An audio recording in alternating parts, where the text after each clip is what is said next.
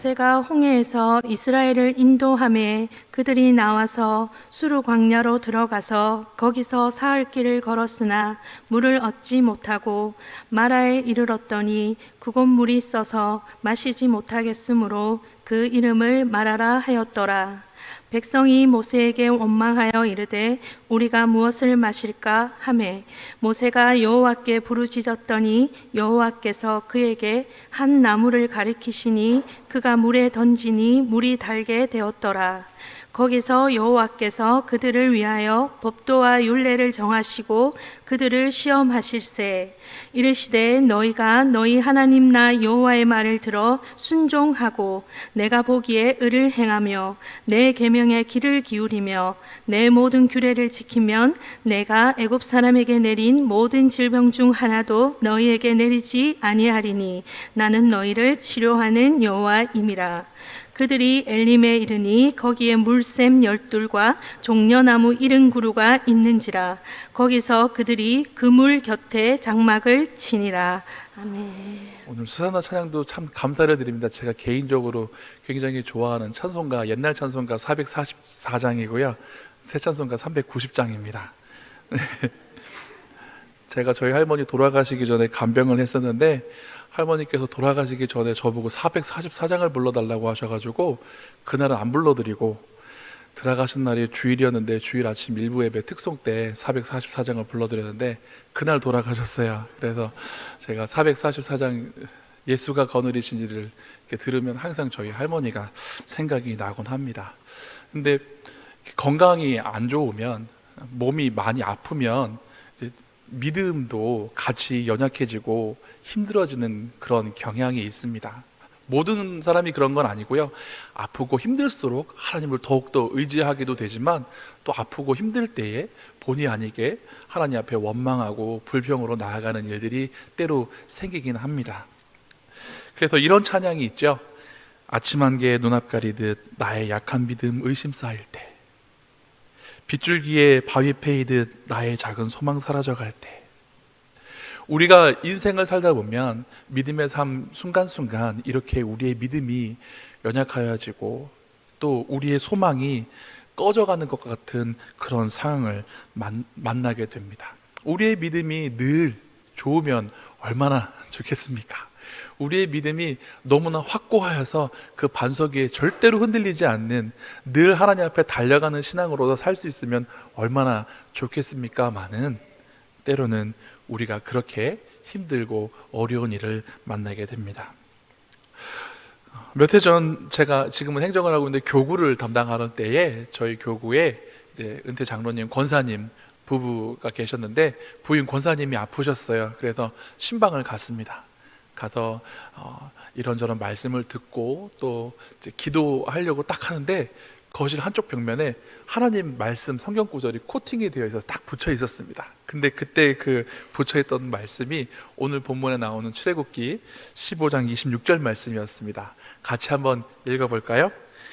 이르시되 너희가 너희 하나님 나 여호와의 말을 들어 순종하고 내가 보기에 의를 행하며 내 계명에 귀를 기울이며 내 모든 규례를 지키면 내가 애굽 사람에게 내린 모든 질병 중 하나도 너희에게 내리지 아니하리니 나는 너희를 치료하는 여호와임이니라. 아멘. 자, 이 말씀이 벽에 딱 하고 붙어 있었어요. 그러면 우리 권사님이 막 건강하시고 힘이 있으셨을까요? 예, 장로님 말씀 들어보니 젊으셨을 때부터 몸이 연약하셔서 늘 옆에서 이렇게 좀 돕고 이렇게 건강을 위해서 애를 쓰셨던 것 같습니다. 그러니 이제 권사님께서는 몸이 아프시고 연약하니까 너희를 치료하는 여호와임이라, 이 말씀이 참 큰 힘이 되고 은혜가 되었던 것 같습니다. 그래서 벽에다 딱 붙여놓고 드나들 때마다 보일 때마다 그 말씀을 되새기고 치료하는 여호와 하나님 나를 고치소서, 나를 붙드소서 하셨을 것 같습니다. 그래서 저도 그 약속의 말씀을 붙잡고 간절히 장로님 네 분을 위해서 기도했던 기억이 납니다. 하나님께서 스스로 나는 치료하는 하나님이라고 하셨으니 하나님, 우리 권사님 또 우리 장로님께서 하나님 말씀에 순종하고 하나님께 부르짖고 하나님을 의지함으로 건강한 노년을 보낼 수 있도록 함께하여 주시옵소서. 이렇게 같이 간절히 기도하였습니다. 그리고 지금도 우리 장로님, 권사님 네 분 주일날 예배드리고 나가실 때마다 그때 신방할 때 벽에 붙였던 이 말씀이 잘 떠오르곤 합니다. 그리고 오늘 이 말씀은 저희 소년부 올해 여름선교학교 주제 말씀이기도 합니다. SOS 라파 구주대라는 제목으로 저희가 성경학교를 준비하고 있는데요, 치료하시는 하나님께서 세상을 치료하시고 또 나를 치료하시고 또 우리 사회와 가정과 교회를 치료하여 주셔서 회복하는 역사가, 회복되어지는 은혜가 넘쳐나기를 바라는 마음으로 성경학교를 준비하고 있습니다. 그리고 우리 아이들이 장차 자라서 하나님의 그 치료의 손길이 되어서 세상을 치료하고 많은 아픈 사람들을, 영적으로, 마음적으로 혹은 육체적으로 힘든 사람들을 도와줄 수 있고 고쳐나갈 수 있는 사람으로서 자라가게 하기 위한 목적을 가지고 이번 여름 성경학교를 준비하고 있습니다. 오늘 본문 말씀은 이스라엘 백성들이 홍해를 건넌 사건 후 사흘 뒤의 사건을 기록하고 있습니다. 하나님께서 바다를 갈라서 이스라엘 백성들은 통과시키시고 이집트의 말과 마병과 병거들은 그 바다에 잠기게 하셨습니다. 이것이 얼마나 큰 일이었는지 오늘 본문 앞에 나와 있는 출애굽기 15장 1절 말씀부터 보면 모세가 찬양을 합니다. 하나님께서 그 말과 그 탄자를 바다에 삼키셨습니다 하면서 찬양을 백성들과 함께 부릅니다. 그리고 그 이후에 출애굽기 15장 20절 21절에 보면 이제 미리암이 소고를 들고 춤을 추면서 그 찬양에 화답하는 내용이 기록이 되어 있습니다. 출애굽기 15장 전반부는 굉장히 은혜로운 말씀으로 시작을 해요. 그런데 딱 3일, 며칠이요? 3일 뒤에 이스라엘 백성들이 그 찬양을 뒤로하고 하나님 앞에서 한 것이 무엇이었습니까? 원망이었습니다. 자, 여러분들은 어떠합니까? 야, 나는 그래도 큰 은혜 경험하면 그래도 3일이 아니라 한 3년은 하나님 앞에 불평하지 않고 원망하지 않을 자신 있어요. 이러실 분이 계십니까? 그렇지 않죠? 우리는 아마 3분만 해도 또 바뀌지 않을까 그런 두려운 생각이 들 때도 있습니다. 그런데 처음 이 말씀을 읽으면 도무지 이스라엘 백성들이 이해가 안 됩니다. 하나님이 다 불과 며칠 전에 큰 역사를 보이셨고 그 바다를 맨땅을 걷게 해주시고 그 쫓아오는 군대를 삼키신 일이 결코 작은 게 아닌데 어떻게 불평할 수 있을까? 원망할 수 있을까? 그리고 또 그런 생각을 했습니다. 이스라엘 백성들이 불평하게 된 이 여정을 보면 사흘길을 광야길로 갑니다. 처음에는 망망대해 바다가 그 길을 가로막게 하시더니 바다를 열어서 건너가게 하신 후에는 예쁜 꽃길만 걷게 해주시는 것이 아니라 광야길을 가게 하십니다. 여러분, 지금 여러분들의 삶의 자리는 어떠합니까? 홍해와 같은 답답하고 막막한 것이 여러분들의 앞을 막고 계십니까? 혹은 홍해는 건넜는데 나 지금 광야에 있는 것 같아요 라고 하는 분이 계시겠습니까? 이스라엘 백성들은 하나님, 홍해를 건넜으면 우리에게 꽃길을 주셔야죠 하고 원망하지 않았습니다. 이스라엘 백성들은 광야길로 그대로 인도하여 하나님의 인도하심을 받아 들어갑니다. 이것은 무엇을 의미합니까? 하나님을 믿는 사람은 늘 시험도 피해가고 나쁘고 어려운 일도 피해가고 평탄하고 기쁘고 즐거운 그런 길만 놓여 있을까요? 그렇지 않다는 것입니다. 하나님이 인도하시고 하나님이 이끄시며 하나님의 계획 속에 살지라도 때로는 우리 앞에 좋은 일, 나쁜 일, 좋은 일, 나쁜 일 번갈아 가면서 하는 게 아니라 좋은 일, 나쁜 일, 나쁜 일, 나쁜 일, 나쁜 일 이렇게 일어날 수도 있다라는 것입니다. 이번에 좋은 일이 있으면 다음에 나쁜 일이 있을 거고, 다음에 나쁜 일이 있으면 좋은 일 오겠지. 이게 보통 사람들의 생각이지만 힘든 일 뒤에 또 힘든 일이 있고 힘든 일 뒤에 더 어려운 일이 있고 어려운 일 뒤에 괴로운 일이 있을 수도 있다라는 것입니다. 그것은 우리의 선택이 아니라 하나님의 섭리와 계획 중에 있는 줄 저는 믿습니다. 또한 예수님께서는 제자들에게 뭐라고 말씀하시냐면 너희는 세상에 속하지 아니한 거로 세상이 너희를 미워할 것이다 라고 말씀하셨습니다. 너희가 세상에서 환난을 당한다 라고 말씀하십니다. 그러나 너희가 세상에서 환난을 당할지라도 담대하라, 내가 세상을 이미 이겼노라 말씀하셨습니다. 내가 세상을 이겼으니 너희는 세상에서 환난 당할 일이 없어 라고 말씀하시는 것이 아니라, 너희가 세상을 살면서 세상에 속하지 아니한 거로 세상에서 미움을 받고 환난을 당하겠지만 내가 이미 이겼으니 너희는 용기를 내어라 라고 예수님 말씀하십니다. 그 말씀 어디에도 내가 세상을 이겼으니 너희는 꽃길만 걷게 해줄게 라고 절대 하지 않으셨어요. 오히려 예수님은 그 전에 제자들에게, 그 말씀을 들으러 온 사람들에게 좁은 문으로 들어가라, 생명으로 인도하는 문은 그 길이 좁고 험하여서 다니는 사람이 없지만, 많지 않지만 그 길 끝에는 생명이 있다라고 말씀해 주셨습니다. 바울 역시 디모데에게 예수님의 좋은 병사로, 예수님의 좋은 군사로 나와 함께 고난을 받으라 이렇게 되어 있어요. 예수님의 좋은 군사로 나와 함께 그 권력을 누리자라고 하지 아니하고, 예수님의 좋은 권사로 나와 함께 고난을 받으라 하고 이야기합니다.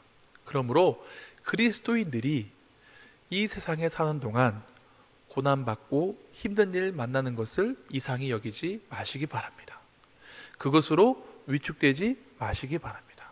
예수님은 담대하라 하셨고, 하나님은 오늘 우리에게 내가 너희를 치료해 줄게 라고 말씀해 주시기 때문에 그렇습니다. 이 본문을 읽을 땐 이스라엘 백성이 3일 만에 원망하길래, 이스라엘 백성들 참 하나님 신뢰하지 못하고 불평하고 원망하는구나 라고 생각을 했었습니다. 그런데 말씀을 잘 읽어보니까요, 이스라엘 백성이 홍해를 건넌 후 평탄한 길이 아닌 광야의 길을 가도 불평하지 않았어요. 심지어 며칠 동안요, 3일 동안 갔어도 하나님 이 길이 아닌 것 같아요, 왜 이 길로 인도하시죠? 하는 말도 없습니다. 하나님 3일 동안 물도 없이 걸으니까 목말라 죽겠어요, 이런 말도 없습니다. 그런데 그들이 원망하기 시작한 것이 언제인가 살펴보니까 광야 길을 가는 사흘 동안 일어난 것이 아니라 그들이 물을 만납니다. 그리고 마십니다. 근데 그 물이 어떻다고요? 써요. 그래서 마실 수 없게 되자 그때 원망합니다. 요즘같이 떼약볕 같은 상황에서 여러분 3일 길을 계속 물 없이 걷는다고 생각해 보십시오. 아마 저 같은 경우에는 한 3시간만 걸어도 막 몸에 수분이 다 빠져나가면서, 땀으로 막 빠져나가면서 불평하고 원망할 것 같습니다. 이스라엘 백성들은 분명히 출애굽기에 기록되기는 장정만 60만 명이라고 했습니다. 4인 1가구로 따져도 대략 180만에서 200만 명의 사람들이 사흘 동안 광야길을 갈 때에 물탱크가 있는 차가 따라다니는 것도 아니고 기껏해야 가죽 부대나 항아리 같은 데에 물을 담아서 이동했을 텐데, 그 200만 명이 마시는 물을 어떻게 다 감당할 수 있겠습니까? 아마 첫날 다 떨어졌을 거라는 생각이 들어요. 그리고 사흘 길을 갑니다. 그리고 드디어 물을 만납니다. 근데 여기 이 마라 사건 다음에 뭐가 나오는지 아시죠? 27절 말씀에 엘림, 물샘 12과 종려나무 70그루가 나옵니다. 저는 그런 생각을 해봤어요. 사흘 길을 갔는데 이스라엘 백성이 마라가 아니라 엘림을 만났다면 어떠했을까? 그땐 막 다들 기뻐서 감격하면서 하나님, 우리에게 광야길 후에 이런 엘림을 허락하여 주시니 감사합니다 하고 또 찬양했을 것 같아요.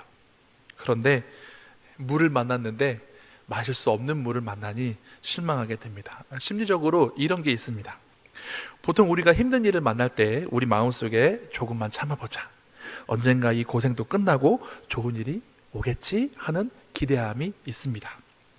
또 예를 들면 지난주 월요일날 제가 운동을 하는데 이렇게 역기를 들고 막 앉았다 일어났다 했어요. 근데 30개를 해야 되면 처음에는 아무 생각 없이 하다가 맨 끝에 한 3개쯤 남으면 이제 3개 남았다, 이제 하나 남았다 하면서 속으로 세면서 기대가 됩니다. 근데 끝날 무렵에 갑자기 옆에서 트레이너 하시는 분이 3개만 더 할게요. 그러면 갑자기 힘이 쫙 빠집니다. 맥이 빠집니다. 못하겠습니다. 그러니까 처음부터 이번 건 마지막이니까 3개 더 할게요, 이렇게 알려주면 마음의 준비를 하고 3개를 더 할 수 있을지도 모르는데, 내 마음에 이번에 딱 하고 끝내야지 하고 있는데 끝날 때쯤에 3개만 더 할게요 이러면 갑자기 마음이 낙심이 착 찾아옵니다. 또 공부하는 학생들이 문제집을 풀 때 오늘은 4장 해야지, 5장 해야지 하고 마음을 먹습니다. 그래서 마지막 페이지쯤 가면 이제 한 바닥 남았다, 혹은 이제 2문제 남았다, 딱 이러고 있을 때 엄마가 와가지고 야, 너 공부 그거밖에 하면 어떻게 1시간 더 해야지 이러면 아이가 어떤 마음이 들까요? 그치 얘들아, 우리 소년부 아이들이 정확하게 하기 싫어요, 책 덮고 싶어요, 그쵸? 안 하고 싶지, 그치? 내가 하려고 했는데 딱 내가 목표한 게 있는데 부모님이 와서 더 해야지 라고 하면 갑자기 그때부터 공부하기가 싫어집니다. 이게 사람 심리가 이렇습니다. 이스라엘 백성들도 사흘길 광야에 가서 물을 만나니까 이제 고생 끝났다, 물 마시고 우리가 힘을 얻을 수 있겠다 라는 그런 기대감이 있었는데 갑자기 그 물이 마실 수 없는 물이 되었으니 그 실망감이 얼마나 컸겠습니까? 그래서 이스라엘 백성들이 이때부터 원망하기 시작합니다. 제가 요맘때쯤이면 군대 훈련소에서 훈련하는 생각이 나는데요, 행군을 하는데 수통에 물이 금방 떨어졌습니다. 아침녘쯤에 이제 부대로 복귀하는 중에 그 부대 주변에 논이 있었는데요, 어떤 생각이 드냐면요, 가서 수통에 물 담아가지고 마시면 좋겠다. 논의 물이 맛있어 보입니다. 논의 물이 깨끗해 보입니다. 왜요? 물이 다 떨어져가지고 목이 마르니까요. 그런데 여러분, 사흘길을 광야에서 물 없이 만났다가 쓴물을 만났습니다. 저 같으면 써도 마셨을 것 같아요. 써도. 그런데 중요한 건 이 쓰다라는 말이 그냥 단순히 쓴 건 아닌 것 같습니다. 우리 23절 24절 말씀, 출애굽기 15장 23절 24절 말씀 함께 읽겠습니다. 마라에 이르렀더니 그곳 물이 써서 마시지 못하겠으므로 그 이름을 마라라 하였더라. 백성이 모세에게 원망하여 이르되 우리가 무엇을 마실까 하매. 아멘. 여러분, 쓰다고 못 먹겠습니까? 목말라 죽겠는데. 어떤 사람은 막 그 바다에 표류하는 사람이 나중에 막 심하면 바닷물 막 마시고 싶은 생각이 들잖아요. 근데 그런 생각이 왜 안 들었겠습니까?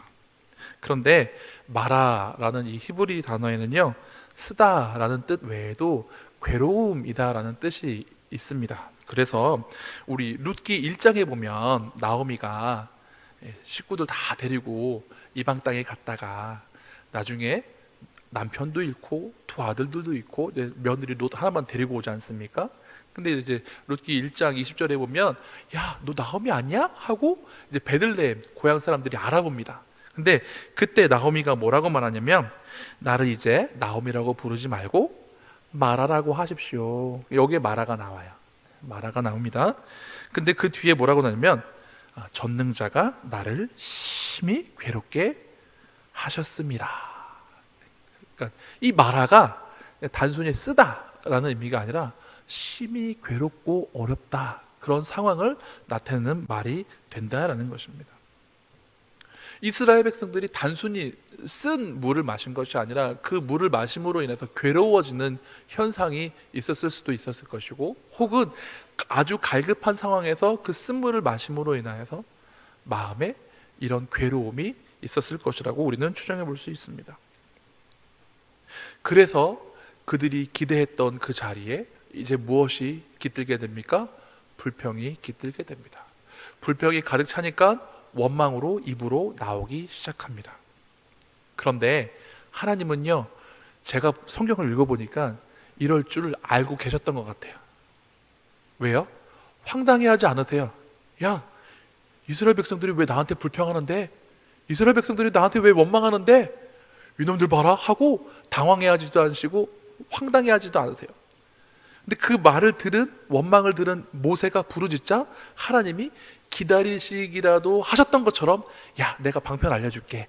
저 나무를 물에다 넣어. 그러면 마실 수 있게 돼. 좀 말씀을 읽으면서 그런 생각을 해봤습니다. 만약에 하나님께서 이스라엘 백성이 괘씸했으면 야 모세야 가만히 있어봐, 나 이것들 좀 쓸어버리자 하고 화내지 않겠습니까? 그런데 그런 말씀이 없어요. 하나님은 이스라엘 백성이 불평할 것을 마치 아는 것처럼, 알고 계셨던 것처럼 그렇게 행동하십니다. 25절 말씀 같이 읽어보겠습니다. 모세가 여호와께 부르짖었더니 여호와께서 그에게 한 나무를 가리키시니 그가 물에 던지니 물이 달게 되었더라. 거기서 여호와께서 그들을 위하여 법도와 율례를 정하시고 그들을 시험하실세. 아멘. 여기 보니까요, 하나님께서 마라의 물을 만나게 하시고 모세가 부르짖을 때에 나무를 넣어서 달게 만드신 것은 여호와께서 그들을 위하여 법도와 율례를 정하시고 그들을 시험하기 위함이라 라고 성경이 말하고 있습니다. 그런데 이스라엘 백성들에게 하나님께서 야 너희 먼저 회개부터 해, 나 원망했지, 잘못했다고 먼저 말해, 그러면 물 줄게 하시지 않으셨어요. 그러면서 법도와 율례를 주셨다라고 되어 있습니다. 근데 이 법도와 율례를 가만히 생각해 보면요, 출애굽기에 읽어보면 이스라엘 백성들이 홍해를 건너 광야길로 가고 마침내 시내산에 다다랐을 때 하나님께서 그때 두 돌판에 계명들을 새겨주시고 모세에게 율법과 율례를 주셨어요. 근데 여기는 출애굽한 지 초기 부분이잖아요. 근데 이 율례와 이 도가 무엇일까? 바로 어려운 일 만나고 힘든 일 만나고 괴로운 일 만날 때 원망하지 말고 부르짖어라, 이 원리를 하나님께서 가르쳐 주시고 시험하신 것이다 라는 그런 생각이 왔습니다. 여러분들도 제 생각에 동의하십니까? 그렇죠? 동의가 되실 수밖에 없어요. 왜? 하나님께서 불평하고 원망하는 자들에게 진노를 내리시지 않으시고 심판을 하지 아니하시고 부르짖을 때 바로 즉각적으로 그 문제를 해결할 수 있는 지혜를 허락해 주시고 그들로 하여금 만족하게 하셨습니다. 율법은 하나님께서 나중에 주셨고 여기 있는 율례는 바로 하나님께서 어떻게 인생들을 어려운 일 만날 때, 인생을 살아갈 때 어떻게 해야 되는 방법을 가르쳐 주신 것이다 라는 것입니다. 우리가 어려운 일 만나면 어떻게 해야 될까요? 여기 출애굽기의 말씀처럼 첫 번째, 하나님께 부르짖어야 합니다. 그리고 하나님 말씀에 순종해야 합니다. 하나님 그깟 나무 하나 넣는다고 저 물이 달아지겠어요? 하고 또 대꾸하는 사람이 있나요, 없나요? 없어요.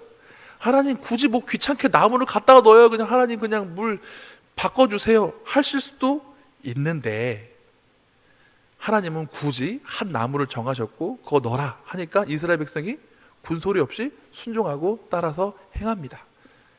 마치 지난주 김소혜 전사님 설교에 소경한테 예수님께서 침을 이겨서 발라서 실로암 가서 씻어라 하니까 그 사람이 눈번처럼 막 가서 씻어서 눈이 뜨였잖아요. 그렇죠?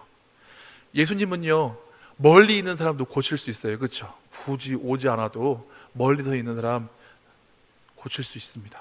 굳이 손대지 않아도 능력을 행하실 수 있습니다. 근데 하나님도 마찬가지 아니겠습니까? 꼭 나무가 있어야지 물을 달게 하시겠습니까? 그것이 아니란 말씀입니다. 자, 하나님께서 순종함으로 이 어려운 고난을 이기게 해주셨습니다. 이르시되 너희가 너희 하나님 나 여호와의 말을 들어 순종하고 내가 보기에 의를 행하며 내 계명에 귀를 기울이며 내 모든 규례를 지키면 너에게 애굽에 내렸던 질병은 하나도 내리지 아니할 것이다. 나는 너희를 치료하는 여호와임이라 하나님 말씀하셨습니다. 그렇다면 하나님께서 무엇을 치료해 주셨습니까? 저는 이 말씀을 읽으면서도 그게 잘 이해가 안 됐어요. 병든 걸 고쳐주시고 병든 걸 치료해 주신다고 하잖아요. 근데 오늘 본문에 보면 하나님께서 이스라엘 백성을 고쳐주셨습니까? 그렇지 않습니다. 쓴물을 단물로 만들어 주시고서 하시는 말씀이 나는 치료하는 여호와야 라고 말씀하셨어요. 그래서 저는 이 말씀을 읽으면서도 왜 하나님이 물을 바꿔놓으시고 치료하는 여호와라고 하셨을까? 이런 생각이 막 들었었습니다. 자, 이 마라 사건에 대해서 하나님께서 고치신 것은 사람들이 아니라 쓴 물이었습니다. 마라가 마실 수 있는 단물이 되었다라고 성경이 기록하고 있습니다. 여기에서 달달하는 뜻을 갖고 있는 히브리어 단어가 있는데요, 마타크. 여러분 말하는 너무 잘 아시는데 마타크, 이게 달달하는 뜻입니다. 그런데 이 히브리어 마타크라는 달달하는 뜻에는요, 즐겁다라는 뜻도 있대요. 그러니까 마라가 쓰다, 괴롭다라는 뜻이면 달달하는 마타크는 즐겁다라는 말도 있습니다. 즉 쓴물을 단물로, 괴로움을 즐거움으로 하나님께서 바꾸셨어요. 하나님께서 바꾸신 것은 물이었지만 그 물을 바꾸심으로 이스라엘 백성의 고통과 괴로움을 기쁨과 즐거움으로 바꿔주셨어요. 이스라엘 백성의 마음의 불평과 원망을 감사와 찬송으로 바꿔주셨습니다. 하나님이 직접 그들의 마음을 어루만지신 것이 아니라 그들에게 관련된 물을 고치심으로 그들의 마음과 영혼의 기쁨과 즐거움과 안식을 주셨습니다. 그래서 결과적으로는 하나님께서 물만 고치신 것이 아니라 이스라엘 백성도 고쳐주셨습니다. 하나님과의 관계도 깨어졌던 것을 고쳐주셨습니다. 하나님이 우리의 보호자 되시고 인도자 되시며 감사를 드려야 되고 영광을 돌려야 되는 그런 우리와 하나님과의 관계가 이 마라의 쓴물을 만남으로 깨어졌다가 다시 하나님께서 마라의 쓴물을 마타크, 단물로 바꿔주심으로 하나님과 우리의 관계도 회복시켜 주셨습니다.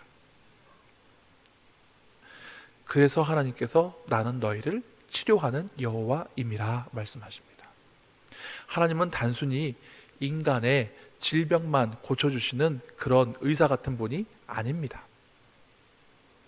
하나님은 우리의 삶도, 우리 주변의 환경도, 또 우리의 마음도, 하나님과의 관계도 고쳐주시는 전능하신 하나님이십니다.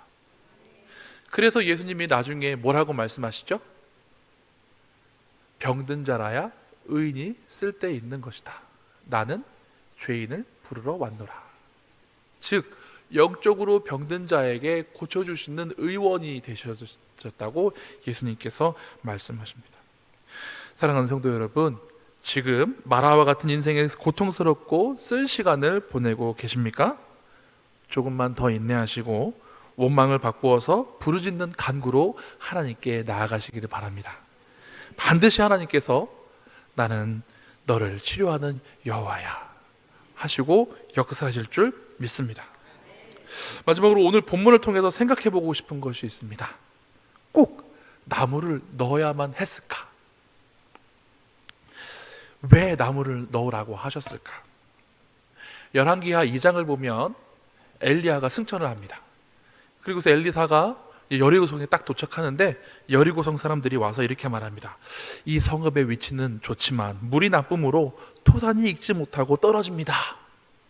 그러자 엘리사가 새 그릇에 소금을 좀 담아 오세요 하고 소금을 갖고 옵니다. 그래서 그 소금을 어디에 던질까요?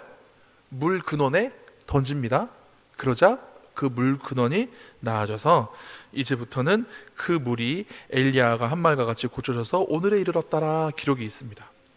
던질 때 뭐라고 말하냐면 여호와의 말씀이 내가 이 물을 고쳤으니 이후로부터 다시는 죽음이나 열매 맺지 못함이 없을지니라 하고 말씀을 선포합니다.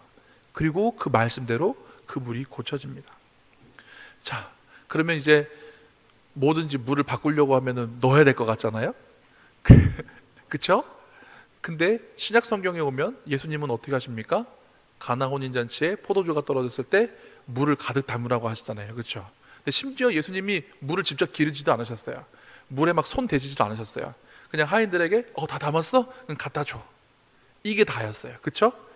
뭐 거기에 뭘 넣으시거나 혹은 뭐 손을 대시거나 뭐 거기를 위해서 뭐 기도하시지도 않고 물 넣었으면 갖다 줘. 갖다 주었더니 어떻게 되었습니까? 왜 사람마다 제일 좋은 포도주를 처음에 내고 끝에 나쁜 포도주를 내는데 왜 이제까지 좋은 포도주를 안 내어놓느냐고 그런 말을 했습니다. 여기에서도 뭘 넣지는 않지만 하인들의 순종이 있었습니다. 마라의 쓴물을 고칠 때에도 하나님께서 얼토당토 않는 그런 나무를 넣으라고 하셨지만 이스라엘 백성들은 왜 그렇게 해야 되는데요? 따져묻지도 않고 순종하였습니다. 그렇게 순종할 때 역사가 일어났습니다. 뭘 넣어야 꼭 되는 것은 아닌데 무엇이 필요한가? 순종이 필요합니다. 우리가 이 마라의 쓴물을 통해서 깨달아야 될 더 큰 영적인 의미가 있는데, 왜 그러면 하나님께서 나무를 넣지 않아도 단물로 바꾸실 수 있는 능력이 있는 분이 굳이 나무를 넣으라고 하셨을까? 그리고 그 나무를 넣고 단물이 되었을 때 사람을 고치신 것이 아니고 물을 바꾸셨는데 나는 너희를 치료하는 여호와임이라 하셨을까? 이 힌트가 이사야서 53장에 등장합니다. 이사야서 53장 1절부터 보면 고난받는 하나님의 종에 대한 이사야 예언의 말씀이 기록되어져 있습니다. 그리고 그 메시아가 고난당하는 이유에 대해서 이사야 53장 5절 말씀에 이렇게 기록되어 있습니다. 같이 한번 읽겠습니다. 그가 찔림은 우리의 허물 때문이요 그가 상함은 우리의 죄악 때문이라. 그가 징계를 받음으로 우리는 평화를 누리고 그가 채찍에 맞음으로 우리는 나음을 받았도다. 아멘. 치료하시는 하나님 여호와 라파의 하나님께서 우리를 치료하시고 낫게 하시기 위하여서 어떻게 하셨습니까?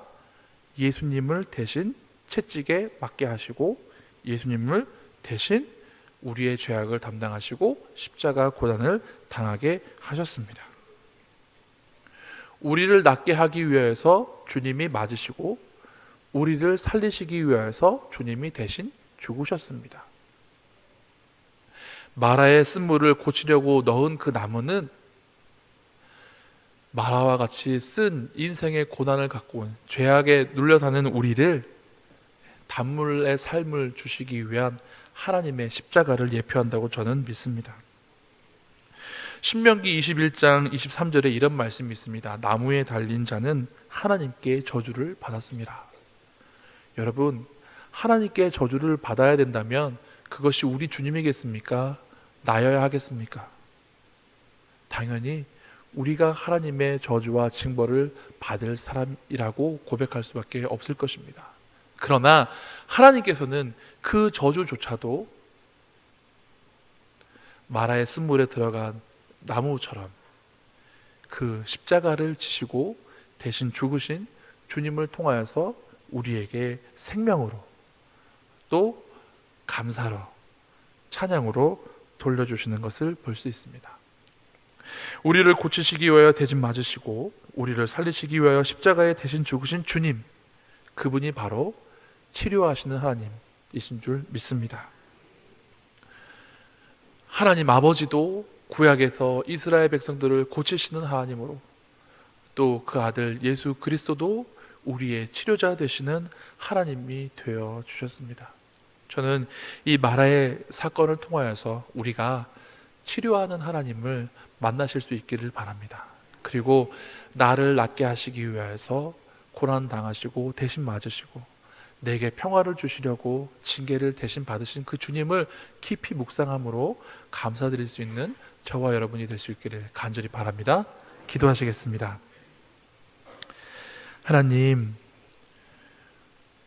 하나님께서 이끄시고 예비하시며 동행하시는 삶을 살아가는 동안에도 광야길과 같은 어려운 일이 있음을 이 시간 고백합니다. 하나님, 이스라엘 백성들이 광야 사흘길 동안 하나님께 원망하지 아니하고 인내했던 것을 생각합니다. 그러나 그들의 생각과 그들의 기대와 달리 그 만난물이 써서 못 먹게 되었을 때 하나님을 원망한 것처럼 우리가 나의 계획과 나의 뜻대로 하나님께서 이끌어주지 아니하시고 인도하여 주시지 않는다고 하여 불평하거나 원망하는 일이 없게 하여 주시옵소서. 하나님의 말씀을 듣고 순종하며 하나님과 동행하고 하나님을 의지하면 하나님께서 우리를 도우시고 붙드시며 우리를 치료하여 주신다라고 말씀하여 주셨습니다. 하나님, 우리를 낫게 하여 주시옵시되 우리의 몸뿐만 아니라 마음과 영혼의 병든 것까지도 고쳐주시옵시고 깨어진 관계도 회복시켜 주시며 우리의 믿음도 하나님 다시금 불타오르도록 회복시켜 주시는 은혜 있게 하여 주시옵소서. 하나님께서 이스라엘 백성을 고치시고 치료하시는 하나님 되어주시고 우리에게 치료의 하나님으로 예수님을 보내주심을 감사를 드립니다. 그가 채찍에 맞음으로 우리가 나음을 누리고 그가 징계를 받음으로 우리가 평화를 누리게 하신 그 은혜를 감사드리며 이제 나의 치료되신 예수님을 의지하며 그분의 말씀에 순종하며 그분과 함께 겸손히 내게 주어진 십자가를 지고 동행하는 믿음의 사람 되게 하여 주시옵소서. 감사드리며 예수님 이름으로 기도드립나이다. 아멘.